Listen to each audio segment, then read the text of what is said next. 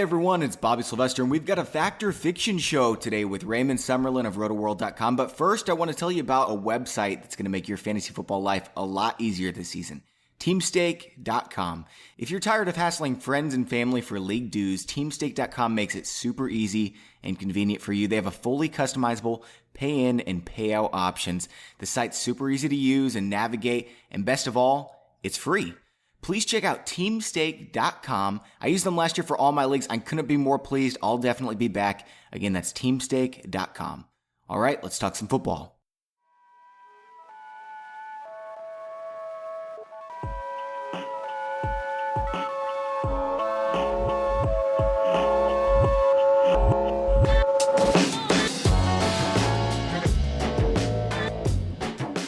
Welcome back to the Fantasy Pros Football Podcast with Mike Tagliere, and I'm Bobby Sylvester. You can find us on Twitter at Mike Tagliere NFL and at Bobby Fantasy Pro. Tags, we made it to August, and preseason football, we're so close, man. We did. We're just a day away now. It's Wednesday. I'm excited. I'm also a little bit peeved, Bobby. And I want to introduce our guest first before I get into my little rant, because you might be sitting there for a couple minutes kind of wondering what the hell's going on. So I want to introduce Ray Summerlin from Rotoworld Football.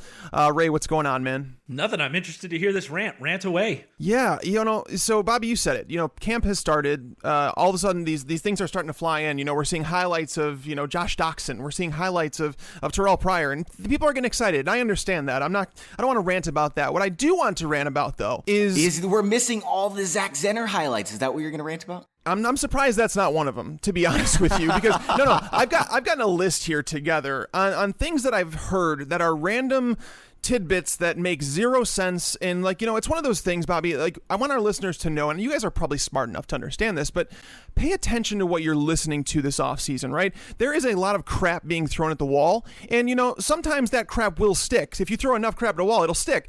But I've heard Nelson Aguilar is going to pass Jordan Matthews.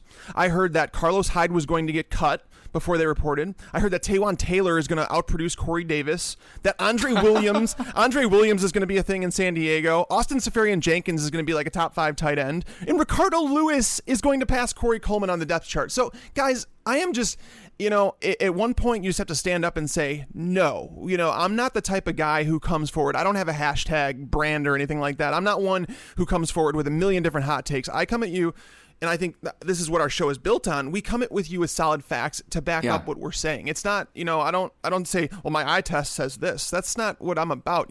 We're about logical fantasy football takes and things that are going to make you better, not something that's going to be, a 1 in 20 shot of it working. And then, of course, when that thing works, so if Austin Seferian-Jenkins turns out to be a top 10 tight end, it's going to be, oh, I told you so. You know what I mean? Except for the other 19 things that you blew. Yeah, I'm totally with you. Fantasy football preseason is like eating a watermelon. You gotta spit out the seeds, man. Figure out, just be educated. Look at the stats and see if what they're saying is even reasonable. And if it's not, just spit it out. Yeah, Ray, what's your take on this stuff? How do you siphon through all the bad stuff and find the stuff that is actually useful to fantasy football players? I think first of all, you do have to just put on the goggles that we have to unfortunately use in everyday life these days. Good point, yeah. Amen, brother.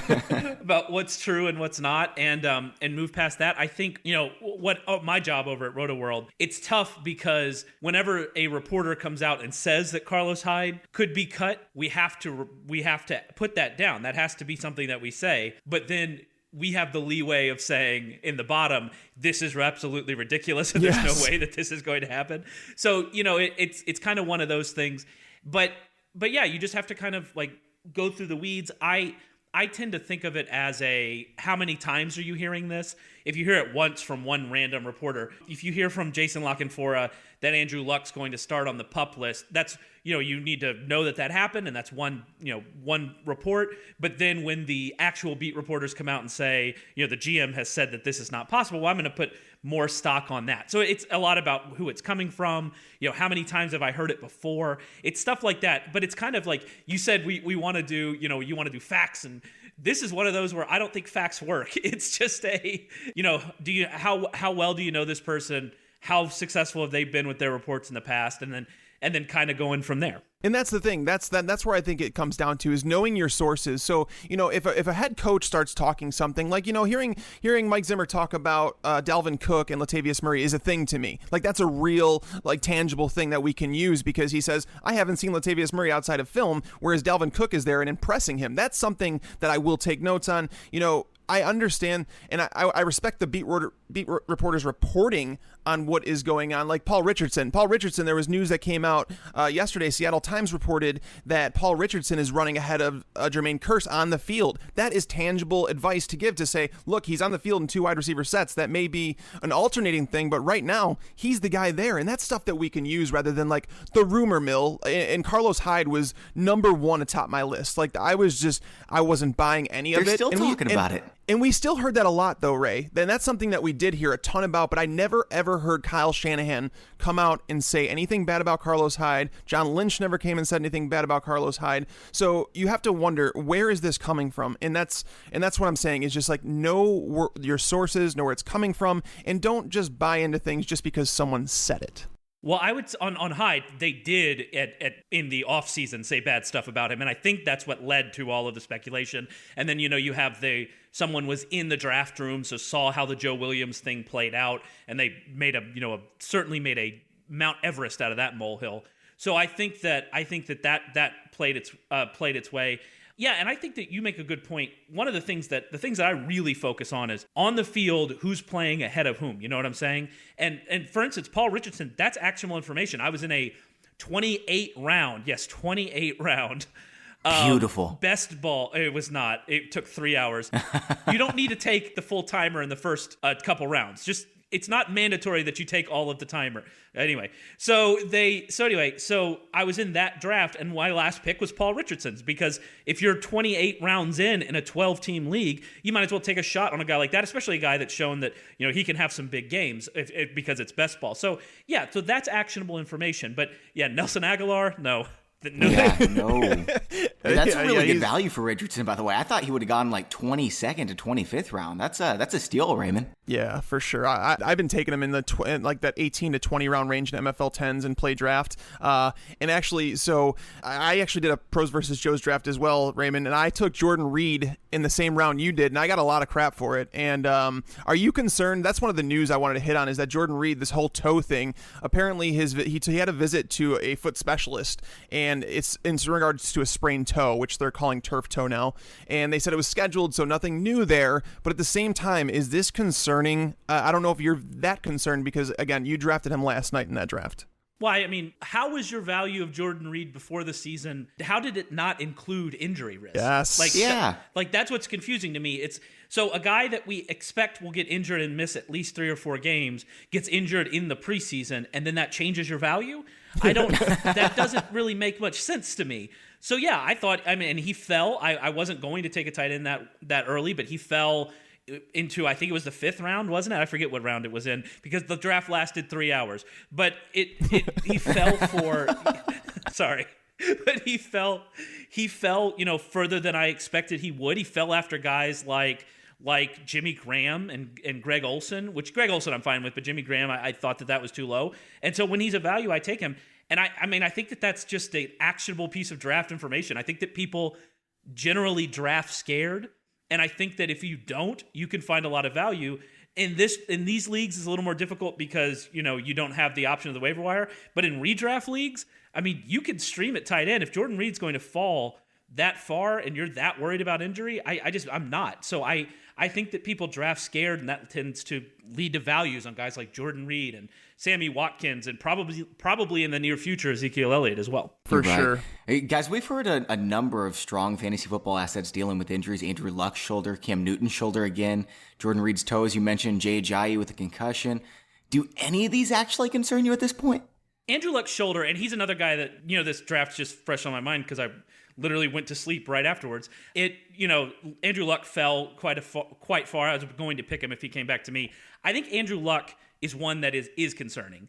That's worrying because he's probably not going to get any preseason or maybe just a little bit of preseason if he does. There is still the concern. We don't know. that report from La Canfora is concerning, that he might start on the PUP list, which, I mean, that's 6 games. That's huge. So I think that there is reason to worry about Andrew Luck. I want to see some progress from him just throwing tennis balls. But Jay Ajayi, not a concern. Jordan Reed, I don't know how it changes the value. I don't put much stock in these early injuries, but that Luck one, the way that it's lingered, it's just, I don't know how you can't be worried about it. So I just wrote an article called The Perfect Auction Draft, and Andrew Luck was my quarterback. Are you saying it's not perfect anymore? No, I mean, if you get him for a value, like I said, I was going to draft him last night. If you get him for a value, then it's worth it. But if you're still thinking of him as the 3rd or 4th quarterback, then maybe not, you know? Yeah. Hey, Bobby, you may have missed this. There's news that came out this morning. Somehow it wasn't reported yesterday. Alshon Jeffrey missed his 2nd straight practice with a shoulder injury. So it seems to be a recurring thing with Alshon Jeffrey where he misses practices. And, you know, I don't know how Doug Peterson is as a coach, but I know that in Chicago, the Alshon Jeffrey act got kind of old with John Fox. John Fox was tired of Alshon Jeffrey not practicing, and therefore he wasn't being included in a lot of their game plans. And, you know, we saw at the start of the season, people were wondering why Alshon Jeffrey wasn't getting targeted. It's because he wasn't practicing at all. So, Bobby, you've been saying this all off season, is that Alshon Jeffrey is going to miss so-and-so games. Does this lower him down your draft board, being he's already missing practices? Dude, he's not even on my draft board. There is no way I'm taking Alshon Jeffrey. Right now it's the shoulder. Last year it was the knee. Who knows what it's going to be next? Like maybe he'll hurt his pinky or something. But Alshon Jeffrey's not going to play more than 8 games. He just won't. I'm not drafting him. No, and actually LeGarrette Blount, it's now missed a 2nd straight practice for personal reasons. I don't know what that is because, Ray, I'm sure you didn't miss this running the blurbs that you guys do. Did you hear LeGarrette Blount when he said, "I don't know what my role is on this team"? No, I heard that Doug Peterson got really excited about Blount being on the team. I must have missed the role. On the Alshon Jeffrey one, that it's weird that he's missing today as well, because Peterson said yesterday, the reason it wasn't reported yesterday is because Peterson said after practice, "Oh, it's just a veteran day off. We're not worried at all about it." And so it is odd that he's missing again. That suggests that, there was a little bit of fibbing going on there. Yeah. As for Blount, that's interesting. I hadn't seen that quote yet on that he didn't know what his role was going to be, which is surprising because I thought that, I guess it was over the weekend, Doug Peterson very clearly said what his role was going to be. We need somebody to come in here and be that banger. We're really excited to see him in pads, and then he misses the first couple padded practices. Yeah, maybe there's something there. Well, yeah, I mean, Blount, to be fair, that quote was from probably maybe a couple weeks, a month ago. So it wasn't anything recent, but it was basically him just saying, I think he was just saying that he signed with the team that was willing to sign him, and he didn't know what his role was going to be. So I find it interesting that they still haven't cut Ryan Matthews. Well, that's all about having to pay him. If they cut him when he can't pass a physical, then they have to pay him an injury settlement, and they don't want to do that. And that's literally what it's about, at least in my opinion. I didn't know if he had been able to pass a physical yet or if that was the case, so that makes a lot of sense. I knew it had something to do with the injury because it's been like writing on the wall for a long time. So guys, we got another great question from Julie in Illinois this morning. Maybe we could do an entire show about it, but we'll have to keep our answers a little shorter so we can do other segments. She says, "In at least one of my leagues, I tend to be a high-risk drafter at the top. Then I get stuck after the 8th round. We always hear about the high upside players at this point, but who's the safest running back and safest wide receiver after the top 100 picks, assuming I already drafted enough risk?" And then there was a smiley face, presumably for our content manager, Andrew, at the end of the email. You're probably right. I think that Ray would probably agree. It depends on who you're drafting with because there's a lot of different players. It depends on who gets outside the top 100. So when you're outside that 8th round or whatever. So, I mean, for me, looking at early ADP, if you're looking for someone safe, I say Duke Johnson is probably someone who's safe to draft at this point at the running back. He's going as the 47th running back in early ADP, which is dirt cheap for a guy that was going, top 25 last year at this time. Granted, this is Crowell's backfield. We know that. That's what's happening. But Duke Johnson will be mixed in. And, there's been a lot of talk. Hugh Jackson says he's following him around at practice and kind of working with him, using him out of the slot, moving him out of the backfield, and basically a chess piece in the offense. And I think that's something that's needed when you have a vanilla as offense as they do. So, Ray, do you have a running back that you're targeting, maybe outside the top 100 range? Yeah, I think there are a couple out there. I guess Jonathan Stewart has started to sneak into the top 100, but I think that he's pretty safe. He's not going to be spectacular, but I don't really fear his role. I guess maybe if he gets hurt, but he'll get double-digit carries every game, right? Yeah, I'm not worried about his role at all. I think that he's still going to get his carries, get red zone carries, especially if, like he did last year, by the way. He was their red zone back last year, even when they were comfortable using Cam Newton. So I think that's something to watch. Theo Riddick would be another name that his role is just completely secure. And I actually think there are a lot of them at wide receiver. That's kind of one of my things. Wide receiver is so deep. If you want to take shots early, that you can get some of those, you can get Cameron Meredith, you can get Robert Woods, you can get Kenny Britt. What is Kenny Britt's ADP? Why is it that low? Can someone explain it to me? I'm deeply confused. I'm with you, man. I can't explain it. His ADP is 47th wide receiver off the board, is 121 overall, so it's obviously really low, right? I think the issue with Kenny Britt is the track record, right? Is that he's a guy that hasn't been able to stay healthy. Last year was the first year of his career where he totaled more than 800 receiving yards, so I guess that's the concern. And like you mentioned, though, Ray, it's like when you start stacking up these names, it's like all of a sudden, guys that you said, yeah, they're probably a wide receiver 3, all of a sudden you look at your rankings and you're down there at 48 and you're like, wow, I mean, I thought this guy would be a wide receiver 3 range, but at the same time, I can't really put him in front of this guy or this guy. So it's tough, and I understand it, but at the same time, I mean, going off last year with Kenny Britt was obviously impressive on a bad team, and he's still on a bad team. So that's obviously the concern with me is how much upside does Kenny Britt really have? Better quarterback situation. I don't know. We don't know that Kaiser's line. We don't know that Kaiser's starting though. I actually think one of the things that I'm betting on this year is that the Browns' offense is going to be surprisingly good, and maybe I'm wrong about that. My Rotoworld compatriot Josh Norris is a big Kaiser fan, and I trust him. And so we'll see if I'm wrong about that. But that's one of the things I'm betting on. It's one of the reasons I like Duke Johnson. Like you said, I'm willing to bet on Crowell. I'm willing to bet on Britt. Not so much on Coleman. I want to see some stuff, even though Coleman, was obviously a great prospect. But yeah, I think that one of the things I think that will surprise people is the quality of this Browns offense. Guys, Jeremy Maclin is still going outside the top 100. I think he's by far the safest wide receiver there. Devontae Parker, I know he's got a lot of upside, but I also think he's pretty safe. He's going to see a lot of targets in that offense. He's ultra talented. You already hit on some other guys. Theo Riddick is one of my guys. Duke Johnson's one of my guys. But how about Samaje Perine? I mean, if you're looking for safe every single week, he's probably not your guy. But it's inevitable. He's going to take over the starting running back job at some point, and I think you can rely on that. That's my version of safe, so I think Perine would be my answer. I wouldn't call Perine safe. I definitely like him, and I do think that he does take the job. I think the concern here is that you draft him, and right now he's going, in that 35 to 40 range. If you draft him and he doesn't start the season as the starter, what do you do with him, right? Can you wait? Can you afford to wait 3-4 weeks for him to get that starting gig? We don't know how long it's going to take. I'd like to see him announced as the starter before I draft him because, those first couple weeks. If he is, though, you're not drafting him outside the top 100, like maybe the top 60. For sure, and that's the built-in risk. You have to find that middle ground where it's like, okay, I'm going to take this risk, but I'll live with it if it has to go the other way. And I think what you should do if you do draft Perine, he turns out he's not the starter. You should approach the Rob Kelly owner and say, hey, let's work out a deal. I obviously drafted him thinking he'd be the starter. This could be your handcuff. Sell it whatever way you want, because I think we all know in the end is that Perine is going to win that job, but he's going to be useless to you until he does. I don't think we know that. I've been pushing back against it all spring, and we'll see what happens. But great, bring it on, man. Let's hear it. So Rob Kelly was, for a while, pretty good last year. He hit the wall. Rookies do that. And then they've come back, and they've done nothing but praise Rob Kelly all offseason. Now, drafting Perine, that is not a great sign for him. But if you're reading the tea leaves, they've done nothing but praise him. Perine, they've talked about early in camp. He had some fumbles, and we know how that goes with Washington running backs. And then he's not that great in pass protection, they've said. I think if you're reading the tea leaves, it seems like Rob Kelly is still very clearly the starter. I think that it's going to go that way for at least the end of training camp. And then if Perine does jump him, I don't think that Rob Kelly disappears. And so what you have here is something of a timeshare between these two guys in a pass-first offense, which is something I'm just not that interested in. So I'm not saying that you should go and draft Rob Kelly. I'm saying that I don't want any really part of this backfield aside from Chris Thompson and PPR. Yeah. All right. So, Julie, stick with Theo Riddick and Duke Johnson. I think we can all agree on those guys. Oh, yeah.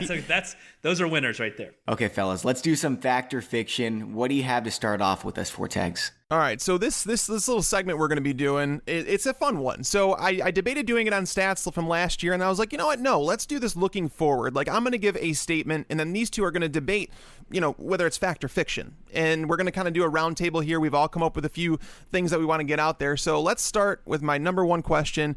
Jarvis Landry is not a member of the Miami Dolphins in 2018. Fact. Yeah. Where do you guys think he goes? What do you think would best fit his skill set? Whoever will take him to be a starting wide receiver. So it's probably going to be one of these teams like the Rams or the Browns who always need wide receivers. I would bet he ends up with the Rams. How mouthwatering would it be if Jarvis Landry went to like the Patriots?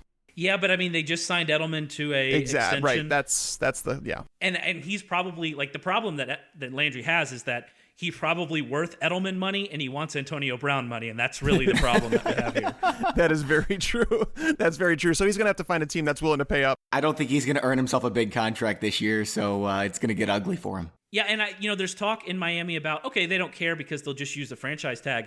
The franchise tag number is going to be like $15 million. Astronomical, yeah. Landry is not worth that. There's no way that's happening. Yeah, I mean, that's AJ Green money, essentially. That's Des Bryant money. So I don't see it happening. I'm trying to think off the top of my head a place he could fit. Minnesota, maybe, if they sour on Diggs or Treadwell. That would be interesting with the way they've been running their offense. Of course, Sam Bradford's a free agent, so we'll see what happens with that.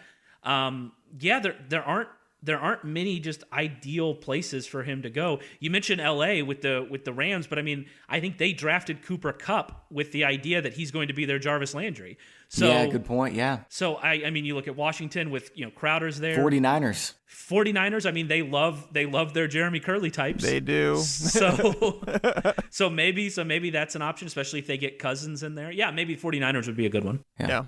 No, solid. All right. So Bobby, what do you got? Okay, before I give my first one, I want to take a moment to tell you all about one of today's sponsors. So I know you're all fantasy football fanatics like me, but before you just use the same commissioner service as always, I've got to tell you to check out the hottest new fantasy sports platform, yourrules.com. I'll definitely be using their site this year to take advantage of some of the key features other sites aren't offering. Guys, listen to this. It's a really cool idea. Yourrules.com offers total league customization, unlike any other fantasy site. Of all the sites out there, this is the first one to offer a fantasy experience that's much closer to how a real football game is managed. There's no more set it and forget it. Finally, there's a fantasy football platform with the ability to actually manage the outcome of your weekly matchup. To learn more about in-game substitution, points for penalty yardage, and the unique ability to handle injuries, head on over to yourrules.com and register for 2017 NFL football season. Your Rules is fantasy sports your way. That's www.yourulz.com. Okay, fact or fiction? Todd Gurley is both safer than and has a higher ceiling than Jordan Howard and Jay Ajayi. Fiction. Ooh, I say fiction on one of the players. I think Jay Ajayi has a higher ceiling. In regards I don't think so, man. I think Todd Gurley could be the running back one. You think Ajayi could be? I do think so. If he remains healthy in the offensive line, if they figure that out, that's a tough one. Here's the problem. Todd Gurley, I don't think he has the RB1 ceiling because of the offense that he's limited to, right? The Rams are going to be a bottom 5 scoring NFL offense. And I think you would, even if you wanted to go out on a limb, you could say they're going to be bottom 12. Like there is no getting into the top 24 offenses for this Rams team. So that's my concern for him. Running backs on bad teams tend to finish outside the RB1 range, but the safest floor, I would agree with. I would say that the safest floor is definitely the case because he has zero competition. They've talked about it. The news came out that McVay wants to use him more in the passing game. He's one of the like 5 running backs that you could lock in for 275 carries. Like there is no ifs, ands, or buts. If the guy's healthy, he's getting the carries, so his floor is there. But the ceiling, no. And it sounds like Ray agrees with me. I think that Howard, you just made this exact same thing. You said the exact same thing about Gurley you could say about Howard. Where's the competition? I don't see it. I've never been a Langford believer. They did bring in Cohen, they did bring in Benny Cunningham, so maybe those guys take away some of the the passing game work. But I don't think that the competition is there for Jordan Howard. I think if Jordan Howard stays healthy, he's a lock to be their workhorse as well. So I think that any argument that you just made for Gurley, you could make for Howard in terms of floor. And the Bears offense might actually be better. I mean, we'll see what Glennon does, but the Bears offense might be better. The concern you would have with Howard is, he did do a little bit of damage, and Chris Harris actually let me know about this. I didn't know about this before I went to this podcast, that he did do quite a bit of his damage while they were trailing. Are they still going to be, interested in doing that? They only ran 34% of the time while they were trailing, which is right about average. So it's not, too terribly crazy. So that would be a concern. But I think that, if you're making the floor argument for Gurley, it's basically the same floor argument for Howard as well. I would say the difference is he has brick for hands, and Todd Gurley can catch the ball. Hey, he can see now. That's one of my favorites. Yeah. He had eye surgery, right? Didn't he? Was it LASIK or something like that? Yeah, he can see. That was funny. That cracked me up. But no. The reason that I would, and I actually have them, both of those two are neck and neck for me, but I actually probably would take Gurley over Jordan Howard. And the reason is because John Fox cannot be trusted. Like, that's bottom line. The only reason that Jordan Howard even got the job was because Langford got hurt. And second, once Jeremy Langford got healthy, they insisted on using him. They used him a few times in the goal line. Kadeem Carey was still getting carries when he was healthy. Adding Cunningham is obviously a third down back. Adding Cohen, who is like a Darren Sproles reincarnated. So that's what I'm saying is, like, I don't see any competition. Lance Dunbar is not competition. Like, that guy's always hurt. He's not the same player that he once was. But Jay Ajayi, I mean, the ceiling there, 3 200-yard games, it's hard to argue against that. By the way, don't hear me wrong. I'm not saying I would take Gurley over Howard or Ajayi. I think that he has a shot to be the best running back in the world. I don't think you can say that about Howard or Ajayi. I think that he is going to get the most carries, and so we can trust him most. But do I think Howard has a better shot of being a top 5 running back? By far. Same with Ajayi. So, it's just kind of one of those weird things. And I'd rather have Howard and Ajayi. Yeah, I'd take Gurley over Howard, but probably not over Ajayi. I don't know. But the news came out, Jay Ajayi, and this is the dumbest thing, in camp, you're giving your teammates concussions. Congratulations, Dolphins. Jay Ajayi had a concussion. He's going to miss at least a week of practice, and this is just another concern to add on to his knee injuries that he's had in the past, that they've said if Jay Ajayi suffers any swelling in the knee or anything like that, they're going to do extra precautions to make sure that he's not put into danger. So there are risks. Well, TJ McDonald is a former Ram. He played under Jeff Fisher, so I'm not sure what you expect. Well, he played under Greg Williams then, right? Yep. Yeah. Got to get those bounties even in practice. All right, Ray, what do you got for us? So here's mine. Michael Thomas will be a consensus top 3 wide receiver this time next year. Fact. Well, top three is tough. Man, I'm going to go fiction because I think Brown stays there. I think Beckham actually passes up Brown by this time next year. Brown will be number 2, and I've still got Julio number 3 unless he has a significant injury or something. But I can see him passing those 3. I just don't think it probably will happen. But number 4, yeah, I think he might pass up Mike Evans. I'll say fact for top 4, top 5 maybe. After thinking about it, it's like, can I really see him passing Antonio, Julio, or Odell? I can't. But I just know that, Ray, I'm with you on Michael Thomas. You, in one of the expert mock drafts that we did, you took him, I want to say it was the end of the first round, and some people were like, oh, that seems early for Michael Thomas. I'm right there with you, man. I'm cool with that. I have him as my number 6 wide receiver in drafts right now, right behind AJ Green and Mike Evans. So would I argue with you if you took Michael Thomas over Mike Evans? No, I would not. And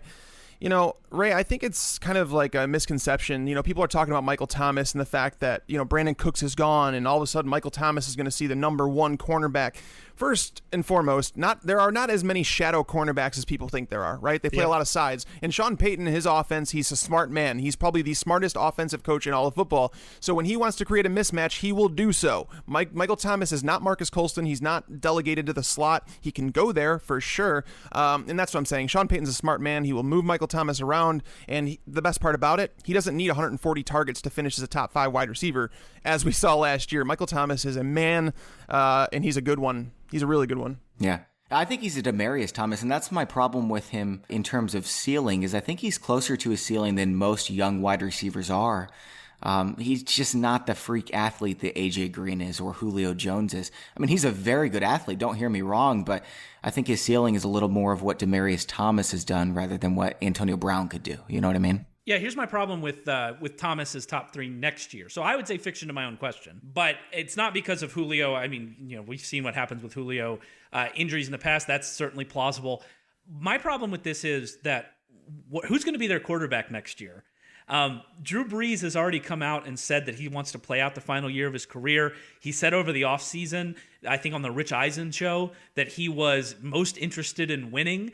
if things go south again this year, there's a scenario where Drew Brees isn't in New Orleans, which would be shocking, right? But I just really wanted to bring this up to talk about that idea, and that we need to maybe price that potential into guys like Michael Thomas and Willie Snead, because these guys are guys I absolutely love this year. I have Michael Thomas because I was a big Michael Thomas fan coming out of college. I have him in a lot of dynasty formats, but that's something that I think we need to really think about and take as something that you need to consider, especially since the guys behind him are Chase Daniel and Garrett Grayson. So you're not excited about that. So that's just something to, I think about as we move through this season, especially if you have those guys on maybe a bad dynasty team. Yeah, that's the best point right there. And Ray, I think like you and I are in sync on this, is that, guys like Demaryius Thomas, I was not buying in dynasty 2 years ago because I knew Peyton Manning was towards the end. It's the same thing with Michael Thomas, is I'm not as high on him in dynasty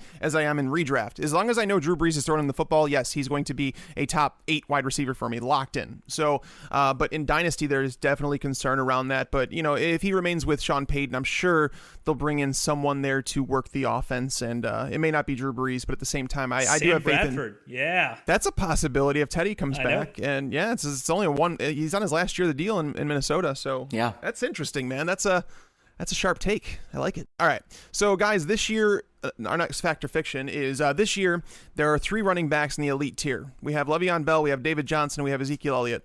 Next year, Leonard Fournette is considered one of the elite running backs.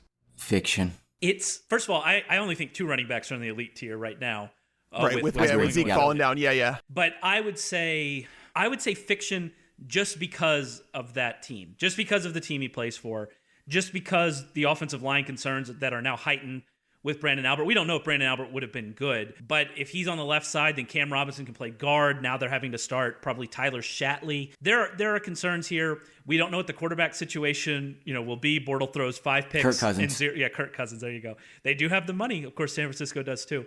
So I think that I'm going to say fiction. I do think that he'll be a consensus running back 1, but I worry that the team is going to hold him back at least early. These days, to be an elite running back, you need to be one of these guys who's hauling in 700 receiving yards a season, or Ezekiel Elliott behind the best offensive line in recent history. And I don't think that Leonard Fournette fits either of those categories, or really even close. I think he will be regarded in the same light that LaShawn McCoy and Melvin Gordon are this year.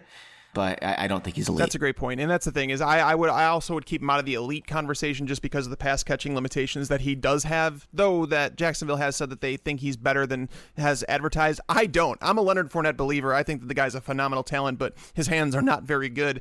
But yeah, the reason that I wanted to put this question out there is because, Ray said it, looking forward, this is a team whose defense is legitimately a top 5 defense in the NFL once they come together. They have 2 of the top tier cornerbacks who could AJ Boye and Jalen Ramsey could turn out to be the best cornerback duo, right alongside Aqib Talib and Chris Harris. Could. So that's massive. Calais Campbell up front, adding him to an already strong front 7, adding Barry Church to the safety core, it's going to help the depth there. I think this defense is legit, and I think people need to stop overlooking it in fantasy and in real life. So for me, I think Leonard Fournette's going to play on a dominant defense. He's going to get tons and tons of work. The offensive line does need some work, and the pass catching is a limitation. I don't think Blake Bortles, with ruining one of my future Fact or Fiction, I don't think Blake Bortles is the starting quarterback in 2018 for the Jaguars. So I think we can only go forward with Leonard Fournette, but at the same time, I think you guys made great points in the fact that there's a reason he'd probably be kept out of that conversation. And I would say on the Jaguars defense, it was already good last year, especially towards the end of last year, and all they did was add to it. So advanced metrics say it was top 7 in pretty much every single category, and no one really realizes that they could be number 1 or 2 this year. I have them as, they're definitely a defense I'm targeting in fantasy, especially if you look at their early season schedule. I think they get, I wish I could remember it off the top of my head. I can't, unfortunately. But I think 4 of their first 6 games are very favorable. So that's a team I'm targeting in fantasy for sure. But yeah, Fournette's going to get the work for sure. But to get in that elite tier, we're splitting hairs here. We're not talking about running back 1. We're talking about Le'Veon Bell and David Johnson. And that requires just that step extra. Fact or fiction, Derrick Henry has a better chance of playing like an RB1 come fantasy playoff time than any other current backup running back. Fact. Yeah, that's a fact. Yeah, that's a fact. I'm trying to go through. Brandon Oliver might be on that list, but yeah, I kind of like Brandon Oliver and Robert Turbin as late picks. I'm just saying, just throwing that out there. But well, but yeah, I think that's probably fact. Yeah. Yeah, I would agree. I mean, Tevin Coleman is still technically a backup running back. Yeah. Derrick Henry is behind DeMarco Murray, which is kind of the same as Freeman. I actually think it's Jamal Williams. I say this is fiction because it's Jamal Williams, I think. As Tags has said before, Ty Montgomery only had one game with double-digit carries last year. And Green Bay is such a great offense. I mean, they're going to produce some good running back stats. I think it's Jamal Williams' job to take. Well, that actually leads into my next fact or fiction. You want to hear it? Yeah, let's do it. Jamal Williams or Aaron Jones will be this year's Jordan Howard. Jamal Williams. No, one of the two will be. Oh, yes. Yes, I actually say yes to this. Yeah, I say yes to it as well. And I want it to be Aaron Jones because I think that he could be better than Jamal Williams. I'm not sure that it will be. We've had this discussion before, and I'm an Aaron Jones truther. Oh, I am too. We can be friends. Aaron Jones is a better running back than Jamal Williams, yes. I love them both. I love them both a lot. I think Jamal Williams gets the first crack, but don't be surprised if we come preseason, and which starts tomorrow, and Aaron Jones just completely outperforms everyone, steals the job, starting running back week 1, and he ends the season as a top 8 running back. He has the upside for that. Yeah, so fun fact, over the last 5 years, the 30 running backs who have made up the top 5 every single year, 33% of them have been on top 6 NFL offenses. So you definitely, I'm starting to move Ty Montgomery up my draft board. The problem is his price has gotten out of hand. He's being drafted now in the 3rd round. You're essentially drafting him where, his ceiling is if he did have the 3-down back job.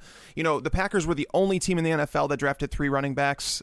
Jamal Williams, as many people as want to say that Aaron Jones is better, I'm not going to argue because it comes down to metrics, and you talk about college performance.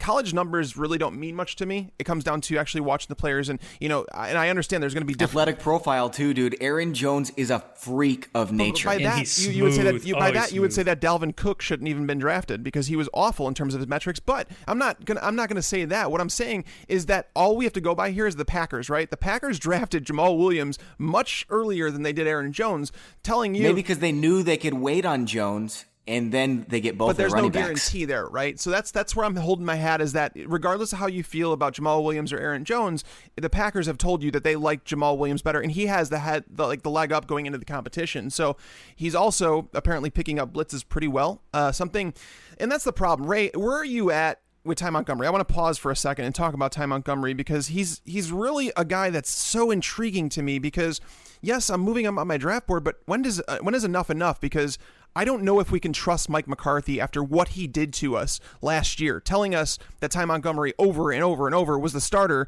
and yet, again, nothing. He gave us nothing outside of the Bears game. So, what are we to expect from Ty Montgomery? Is there anything that you've heard that would make you, want to draft Ty Montgomery a little bit higher than he's going right now? Yeah, it's not higher than he's going now, which is about where I have him. But it's all circumstantial, and that's the problem we have right now until we really get into the preseason and see what they want to do. The thing I have with Ty Montgomery is kind of a twofold thing. First of all, we keep treating him like a former wide receiver, and I understand why we do that. But if you read the scouting reports when he was coming out of school, most of them said this guy's future is at running back, or he could play running back, and he's actually bigger than Jamal Williams. I know people want to say that Jamal Williams is going to come in and be the goal line back.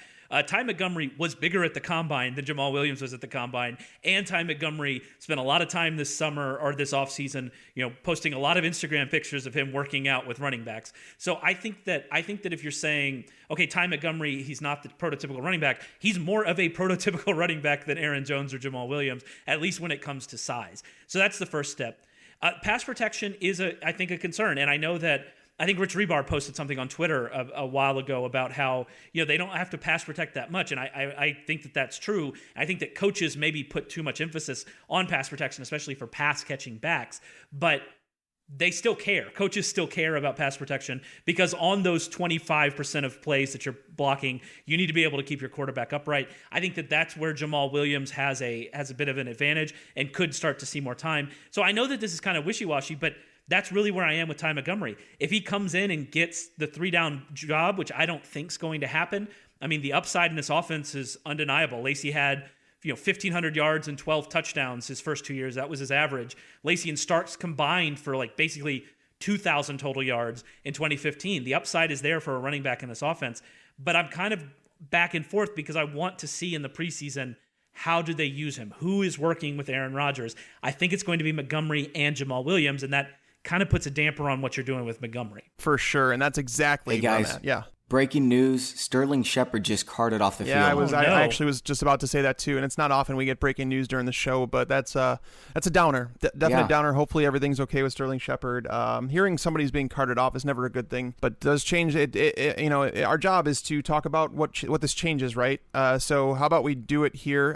Ray, if Sterling Shepard were to miss a lot of time, what does this do for the stock of guys like Evan Engram, for Brandon Marshall? So, we've already had the Brandon Marshall conversation. There's no reason to do it again. Mm-hmm. I still am on team Brandon Marshall.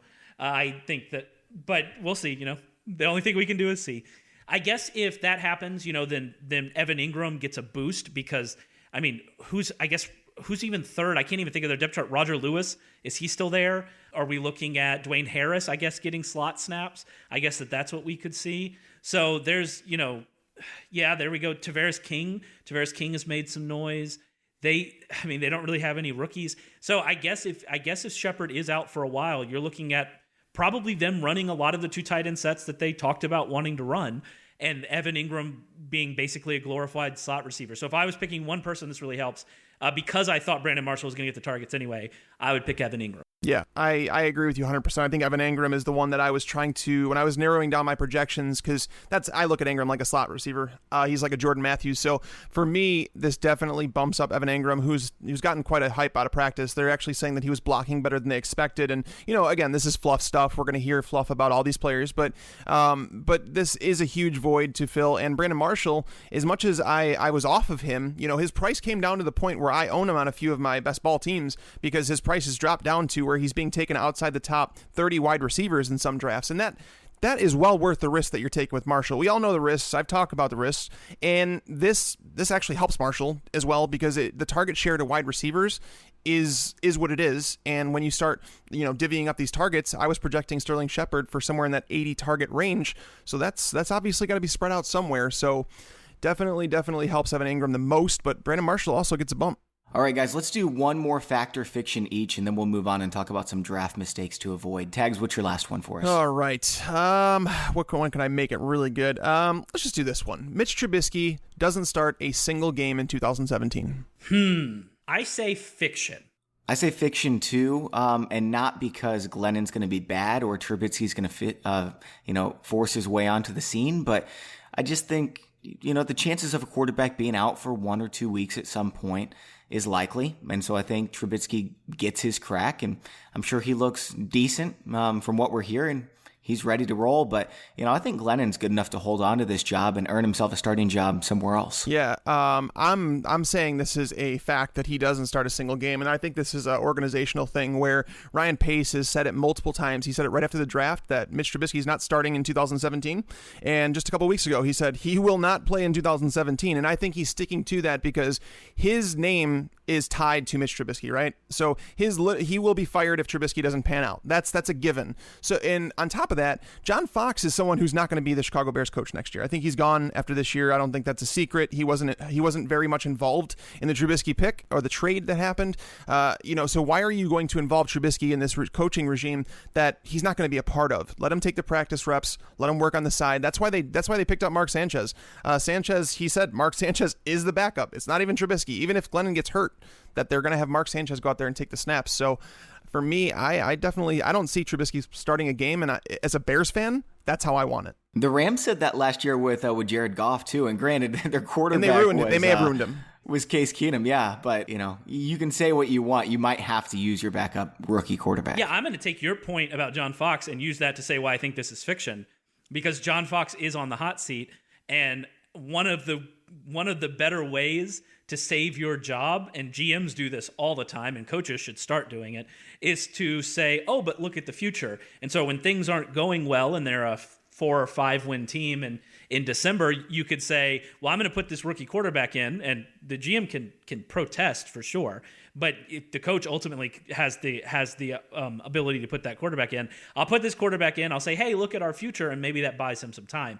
That's ultimately why I think Trubisky starts. Not because Glennon is terrible, not because he gets hurt, because John Fox has some self-preservation in him, and a good way to preserve your job is to give a glimpse of the future late in the season. But you don't think that conversation has already taken place between Ryan Pace and John Fox, in that say, hey, I don't really care what happens. I don't care what direction this team goes in. You are not starting Trubisky in 2017. He doesn't. I'm sure he's told him what he thinks. He doesn't have control over that, especially in game, and especially if John Fox thinks he's going to be fired. What do I care? What's this guy going to do? Fire me double? Like, yeah. Like, what do I care? So I think that's basically what it comes down to. All right, guys, here's my last fact or fiction. Just like every other wide receiver drafted in the top 5 over the last decade, that's Amari Cooper, Sammy Watkins, Justin Blackmon, AJ Green, and Calvin Johnson, Corey Davis will finish as a top 30 wide receiver as a rookie. Yes, Justin Blackmon did that as a rookie. Right now, Corey Davis is being drafted as a wide receiver number 50. Fiction. Yeah, I say fiction too. So he's gonna be the only guy drafted in the top 5 that won't finish in the top 30. Yeah. After the signing of Decker, if you would asked this question before they signed Eric Decker, I would have said that there's definite a possibility to him finishing in the top 30. But with Decker there, it's tough. It's tough sledding, because this is not an offense that's going to throw the ball 600 times. It's not going to happen. Yep. It's the exotic smash mouth, as we were talking about all last year, and that they're still going to run the ball. Derrick Henry is going to get more involved, and as much as we want to love this receiving core and it's going to be this and that, it's not the Saints, right, Ray? Yeah, that's my point, is that I don't know if there are enough targets to go around, especially when you look at Delaney Walker. Rashard Matthews, by all beat writer accounts, has still been involved, which is, it's surprising to me. But I think John Glennon said, who used to work for the Tennessean, I don't even know who he works for now, but John Glennon said that he expects Rashard Matthews to start in 2 wide sets over Corey Davis, which is, I don't think that that's true necessarily, but it kind of shows you that Matthews is still going to be involved. So hopefully there's no targets for Harry Douglas. Hopefully we're done with that nonsense. But I think that with Walker, with Decker, with Rashard Matthews, with Taywan Taylor getting something, I think it's going to be tough for him to get enough targets to be a top 30 wide Plus receiver. all the rushes. And then the fact that they're a run-first team. Delaney Walker's still there, too. Yeah, no, for sure. But the thing is, it's crazy, Ray. I heard something that Corey Davis, once he signed his deal, the first day back at practice, he was like the X-receiver, and that Eric Decker was moving into the slot quite a bit. That Decker and Davis would be on the field in 2 wide, and then they'd go 3 with Matthews and moving Decker into the slot. So, I mean, again, this is something that... Someone's going to get hurt, though, at some point, right? If someone does get hurt, what is Corey Davis? But that's the thing. We can't bet on that, right? Like, we can't... Well, you can probably bet on Eric Decker getting hurt. If you're going to bet on anyone getting hurt besides Alshon Jeffrey, it can be Eric Decker.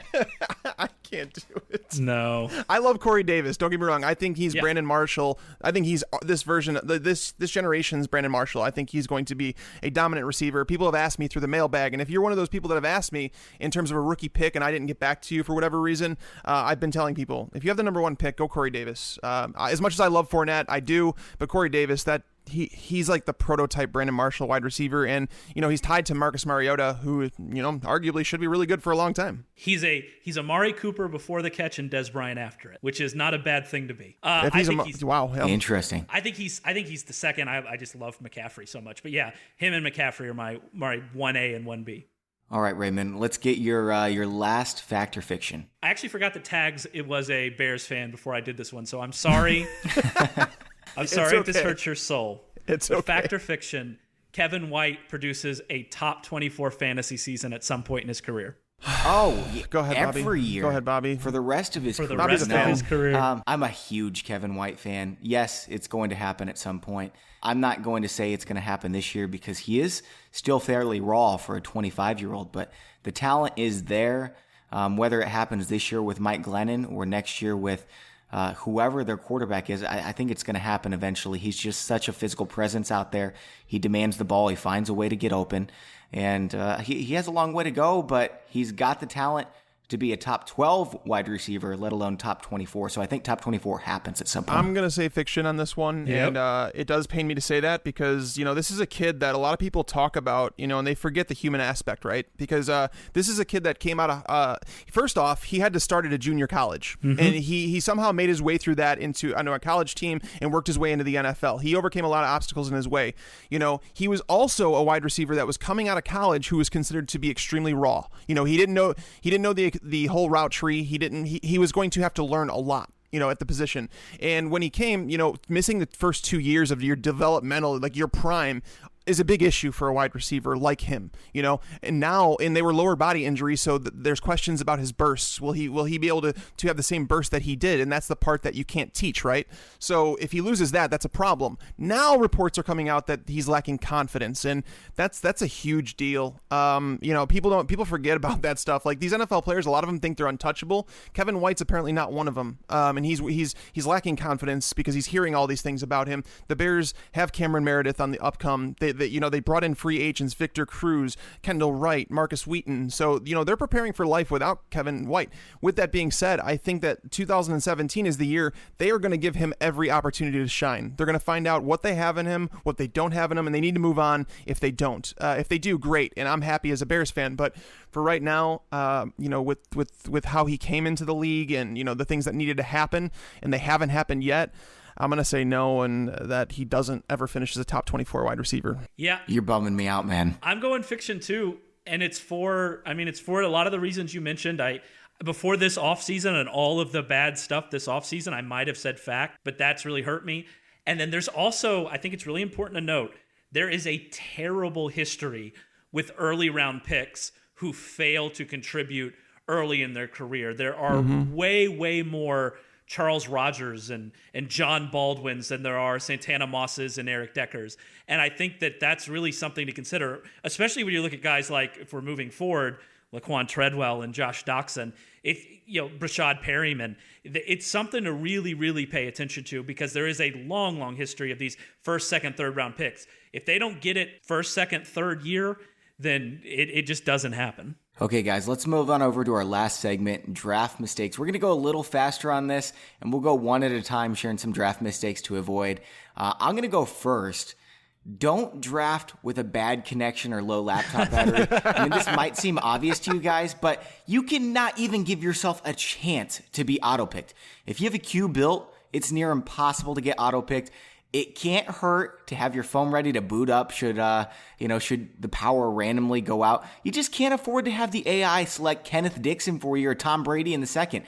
It's gonna happen to somebody. Don't let it be you. That's a fantastic one. I love it. I love it. Ray, what do you? I saw Jamal Charles drafted in the 5th round for just that reason. So that's awesome. Oh, yuck. That's awesome. That is awesome. Ray, what do you? Ruined your whole year. We've been waiting for this the whole year, and you're going to let yourself get auto-picked. Come on, people. Yeah, getting auto-picked is not fun. I think there should be a bigger penalty, by the way, for auto-picking. Yeah. I think that you should just be passed over, and I think everybody should be able to make their pick until you get to a computer and you make it. That's what I think the penalty should be. Instead of, you're getting the next best player on the board, that's a bunch of crap. Yeah, that's a good call. You've just explained one of my, don't use snake drafts. Snake drafts are terrible. Stop using them. Auctions are amazing.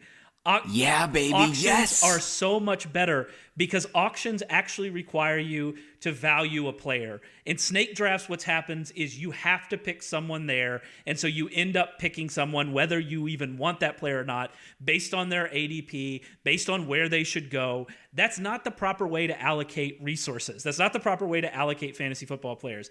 Auctions are infinitely better. They take more time. They're more difficult. I got that. If you're someone who doesn't really play fantasy football, religiously, you're probably not listening to this podcast, but if that's you, then sure, keep using the snake draft at your work league and have everybody have a good time. But if you have a group of diehards, you should be doing an auction. It is easily the best way to allocate players. And not even close. I am very tired of being involved in snake drafts, and I'm getting to the point where I'm just going to start quitting leagues because of it. I love it. I love that take, Raymond. Auction drafts are like the greatest day of your life. If you haven't done one, you have to do it. They're so much fun, but the problem is like it's made for the diehard fans, right? Like for those who don't prepare for football leagues, you should not have an auction. You should not play in an auction draft because well, unless you just use the draft wizard, then it takes like 15 minutes to prepare for an auction. That's very true. true. Right? That's very true. That can help you a lot. But seriously, auctions are for the diehards. Those are the auction drafts are the ones those who are prepared will win that draft. Like that, that's hands down. Whereas in a redraft, you could just show up. Isn't that what you want? Want? The best man to win your fantasy league, like the one with the best strategy? I agree strategy? 100%. I would do auctions 100% of the time. But my home leagues, my friends, they would be like, no, Mike, no. Just no. But moving on, I want to get to as many of these things that we can do. One of the big ones I want to touch on is knowing the difference between real football and fantasy football. I think this is something that people screw up all the time, and I think it's the reason that Tyrod Taylor is not drafted as a top 10 quarterback. He's finished top 8 in terms of points per game over the last 2 years. He has better weapons than he's ever had in his career. He's likely to have more pass attempts than he had under Rex Ryan. There's no reason not to like Tyrod Taylor, but people do it because he's not sexy. He's not Tom Brady. He's not Dak Prescott. He's not Ben Roethlisberger. We get that. It's just the same thing with, the last couple years with Blake Bortles. I don't like Blake Bortles in this. But I would have drafted him the last year. This year, I'm not drafting him for different reasons, but you understand the difference between real football and fantasy football. That's great. I love that. Yeah, one.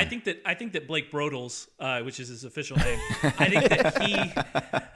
think that he's the perfect example of what you're talking about. That you can have a really good, fantasy season without being actually good at real life football, and I think that's a great example. What are you talking about? Blake Bortles is the man. Blake Bortles. Bortles. Yeah. Oh, sorry, I said it wrong.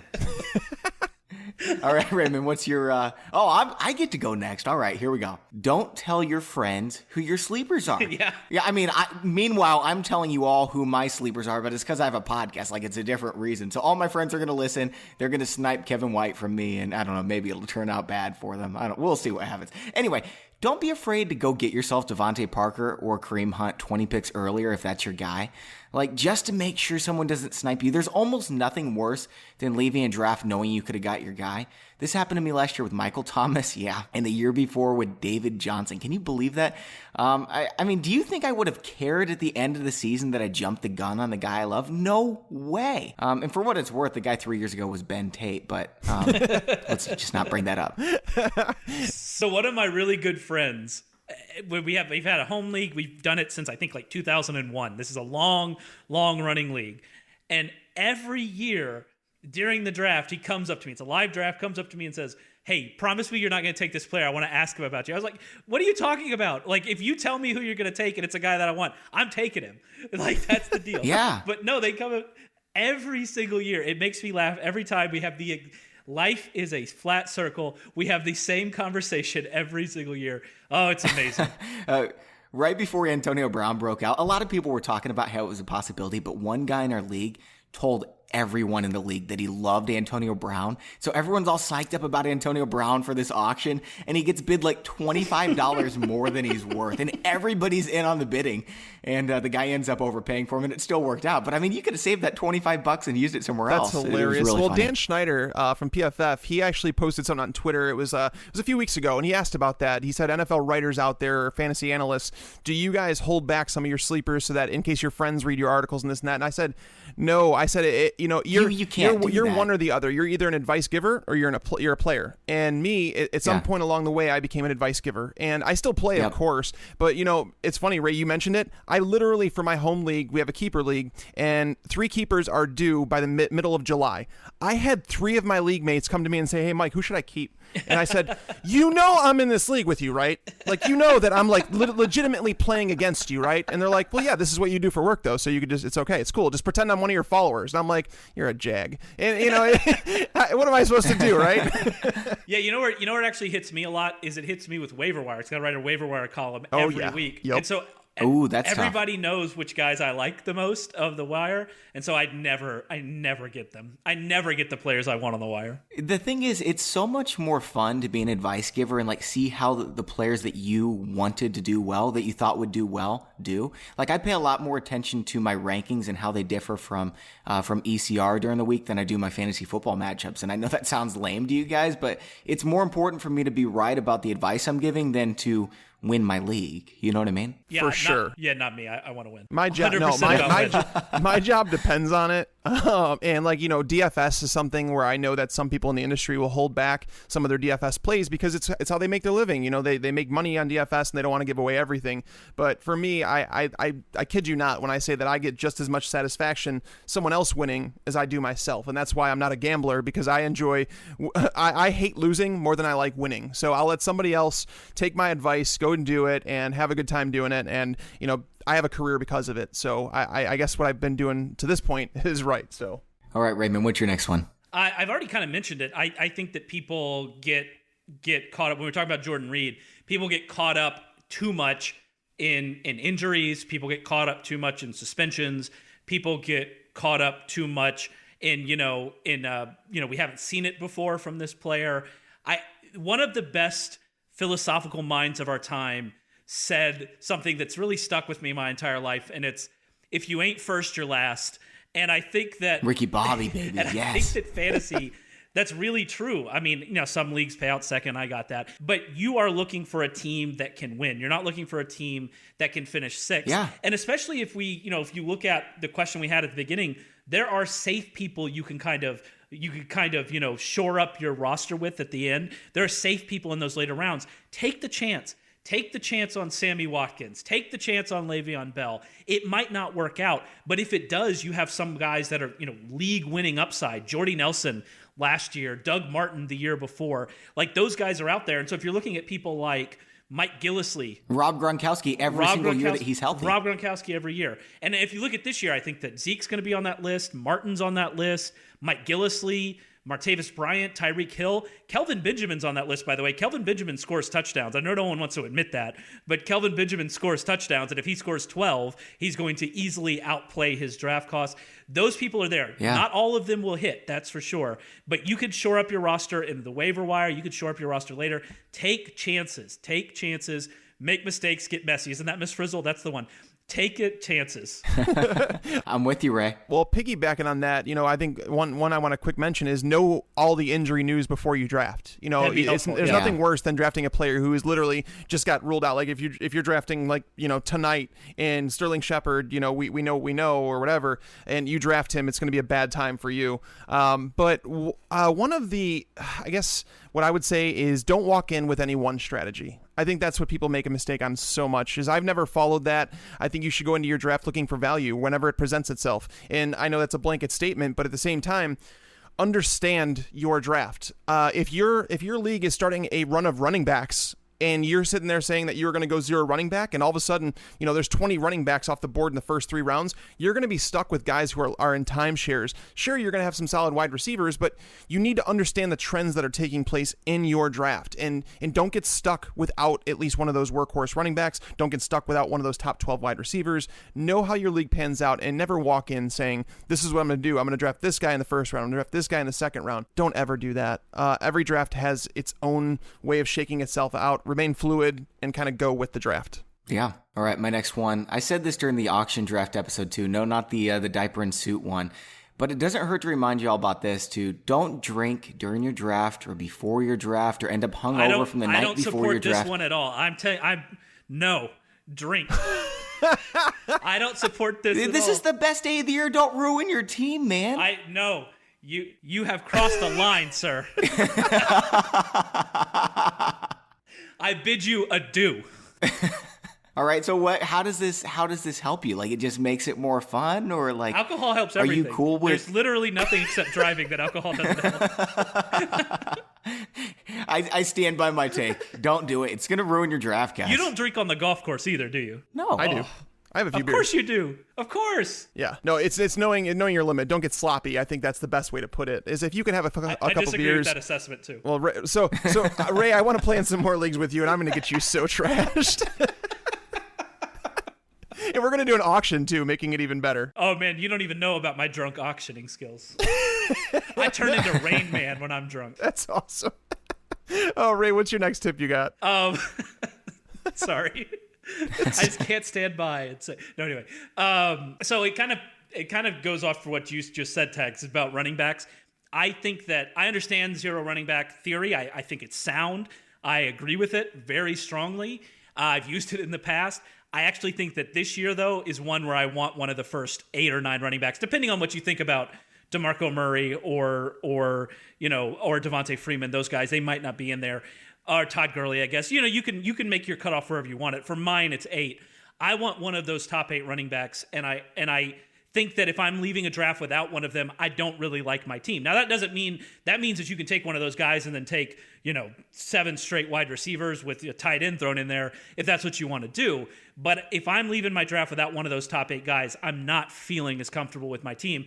And again, that's your point. That's a year by year, draft by draft thing as well. Next year, that might not be the case. But specifically this year, looking at the depth at wide receiver and looking at the lack of depth at running back, I want one of those top guys. Yeah, no, I'm with you. Every single year I say that. I say I want top 15 running backs, and this year it's a nice group up the front 10, and then it's kind of a next tier, and that's actually something I'm working out on Friday.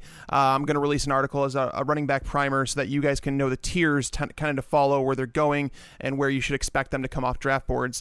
The last piece of advice that I have is don't draft someone based on last year's production. I had someone even on Twitter earlier today tell me, why would you take Martavis Bryant over Larry Fitzgerald? Larry Fitzgerald has been he's produced better than he has over the last couple of years. And I said, you don't want to play based on last year's production. Now, granted, Larry Fitzgerald is someone who may not fit that bill because he's produced for such a long time. But, when you tell me someone produced like this last year, it doesn't mean anything for the next year. If it did, then Peyton Hillis would still be doing fantastic in the NFL. Tyreek Hill, he's someone that, he had a great last year. That doesn't mean he's going to do it again this year. So don't base all of your arguments on last year's production. All right, so I've got one more, and then I'll ask Ray if he has another one.